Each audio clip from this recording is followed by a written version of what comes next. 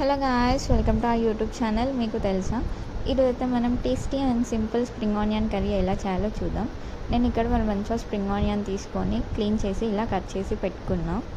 And ఒక pan తీసుకొని అందులో ఆయిల్ పోసి ఆయిల్ హీట్ అయ్యాక పోపు దినుసులు వేసుకోండి. జీలకర్ర, ఆవాలు, మినపప్పు వేసుకున్నా. అన్నీ ఒకసారి మిక్స్ చేసి ఒక 2 సెకండ్స్ అలా పక్కన పెట్టండి. నెక్స్ట్ కర్రీ లీవ్స్, వెల్లిపాయ యాడ్ చేసుకోవాలి. నేనైతే ఇక్కడ వెల్లిపాయ దంచి యాడ్ చేసిన, సో దానివల్ల మనకి ఏంటి అంటే ఫ్లేవర్ అనేది ఎన్హాన్స్ అవుతుంది. నెక్స్ట్ కొద్దిగా పసుపు యాడ్ చేసుకున్నా నేను. అన్నీ ఒకసారి అలా మిక్స్ చేయండి. మిక్స్ చేసి స్ప్రింగ్ ఆనియన్స్ కట్ చేసి పెట్టుకున్నాం కదా, అవైతే ఇందులోకి యాడ్ చేయాలి. అంతా యాడ్ చేసేసి అన్నీ ఒకసారి మిక్స్ చేసి ఫైనల్గా మనమైతే ఒక క్యాప్ అనేది పెట్టేసి అలా ఒక 5 to 6 మినిట్స్ వదిలేసేయాలి. నెక్స్ట్ క్యాప్ తీసి చూడగానే మనకి ఇలా వాటర్ అనేవి పైకి వచ్చేస్తాయి. మనం ఇందులో వాటర్ అనేవి యాడ్ చేయాల్సిన అవసరం లేదు, ఎందుకంటే మనకు ఆల్రెడీ స్ప్రింగ్ ఆనియన్లోనే వాటర్ అనేవి ఉంటాయి. ఇలా వాటర్ అంతా వ్యాపరేట్ అయిపోయాక అందులో 1 టేబుల్ స్పూన్ ఆఫ్ కారం యాడ్ చేసుకోవాలి.